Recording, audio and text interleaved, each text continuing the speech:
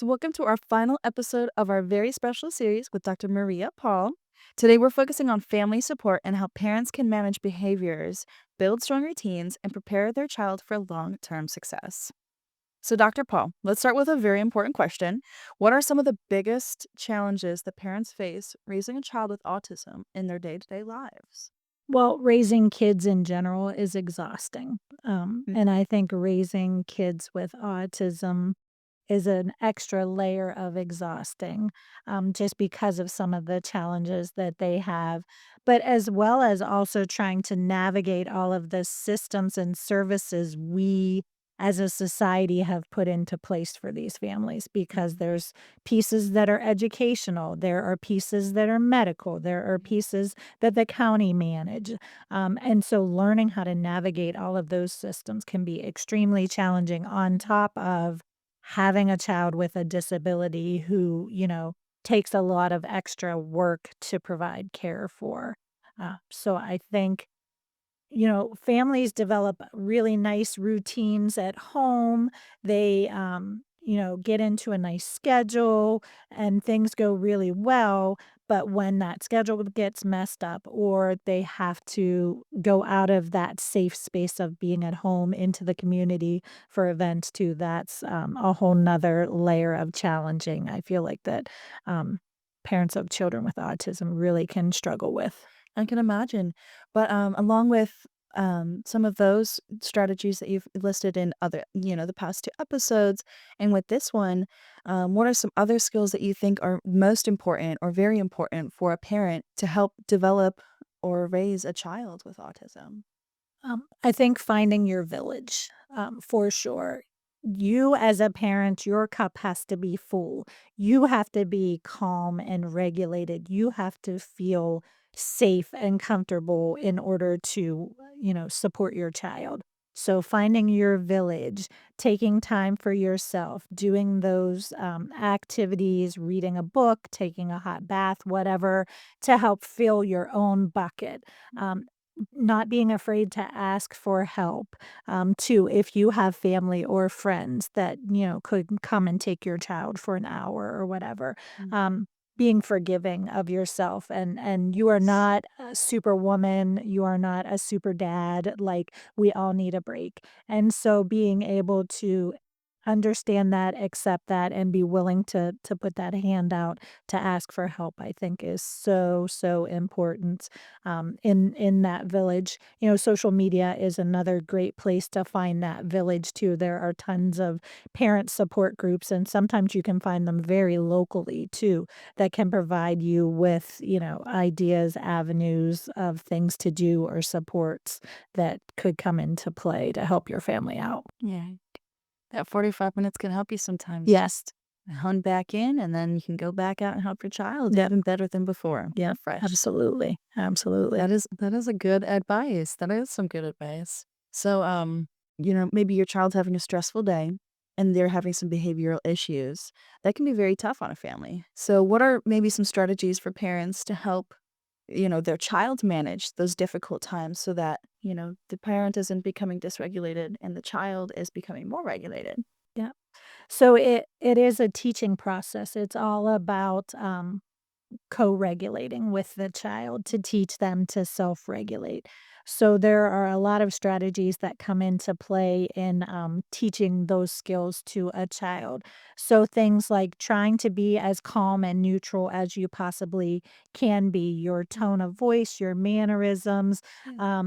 getting down at the child's level. Maybe the child doesn't like the direct eye to eye contact. So kind of being beside them and supporting them, maybe not talking to them and just being there and present, modeling deep breathing for them. Those kind of things can really help with some of those behavior challenges and really trying to figure out, is it truly a behavior or is there something sensory going on? Are their sensory systems out of whack? We'll hear that a lot. Kids in school sometimes can be very well behaved. There's order, there's routine, there's consistency. And then parents will say, but when they come home, they're horrible, they're a mess. And, I'm sad to hear that. But that's their safe space. They hold it together at school and then they go home and they're able to like let it all out. And so sometimes families do see behavior challenges at home. Also, really knowing your child and trying to anticipate what behaviors might be coming. If you know they're not going to like an activity or, they will have a hard day at school. Maybe they had tests or something that was very stressful, not, having swimming practice that night after that, so just kind of like thinking things through and trying to be like 5 steps ahead in your thought process too, with your kids can kind of help with that. Um, Lots of positive reinforcement, catch them being good, is another strategy that I'll tell families because they're seeking out your attention, whether it's in a good way or a bad way. So trying to kind of like ignore those challenging behaviors if you can, pick your battles, you know, does it really matter if they wear a red shirt or a blue shirt, to school if things match or not? Sometimes it really doesn't matter. Yeah. You know, if they wanna wear flip-flops out in the wintertime, sometimes there's that natural consequence of cold feet, Mhm. and that sometimes they have to learn the hard way. So kind of picking your battles at times too, but other times giving them choices, "No, you can't wear that, but you could wear this or this instead." Mhm. So giving them a little power and control over their day can be very helpful in those, behavior moments as well. Wow, these are some great strategy.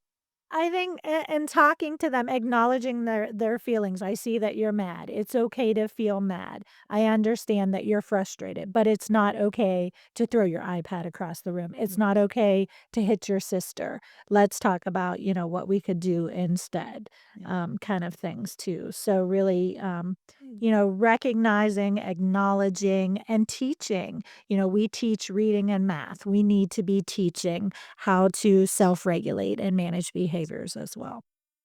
So, alongside with these strategies, there's, obviously all of these techniques, but now what about the technology aspect of it? So, are there new technologies coming out that might be able to help you alongside these methods? Yeah, so definitely assistive technology has boomed across the Mhm. past, 25 years. When I started 25 years ago, we did a lot of picture exchange Yeah. with kids to get them to communicate. And that picture exchange is now on an iPad where kids are able to communicate. Mhm. And sometimes you'll hear, oh, well, they talk, so why do they need that? Well, yeah, some, kids do talk, but when they're in that dysregulated emotional state, sometimes they're not able to capture those words. So that assistive technology can be very helpful, Yes. to kind of help bridge that. So having that available can be really, really important. But Mm. that is something definitely your speech therapist, your occupational therapist at school can kind of help you work through that. There are devices that can be trialed out, to see if it's truly effective or not, based on your child, their needs, their level of cognitive understanding, those kind of Yeah. things. But it's definitely something to always be considered. With all of those, tips, tricks, advice, before we really wrap it up, what's one final piece of advice that you can give to all these parents out here raising maybe their one or multiple children with autism? Yeah.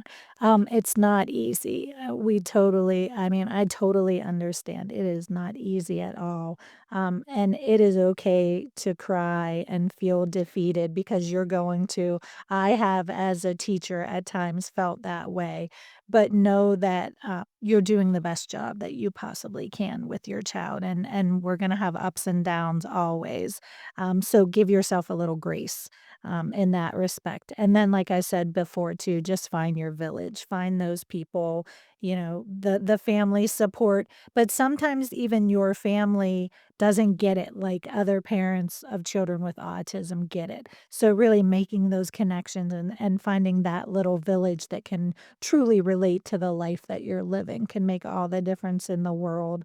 Yeah. And being open to, communicating with them and knowing it might be 12 o'clock on a Monday night where you're texting someone, and that Yeah. person is gonna say, "That's okay. I've been there. I know how you feel." Um, and sharing your knowledge. So if you are a more seasoned parent that might have an older child with autism, connecting with that, mom that has the 2.5 or 3-year-old with autism and letting them know it's okay, it's going to be okay, you're gonna get through this, too. Oh, I love that, especially, bringing a community of people together that, maybe they were struggling alone, but now together they're not struggling. Yeah. They have somebody else they can call, text, meet up with, sometimes physical in-person help. Oh, Yeah. absolutely.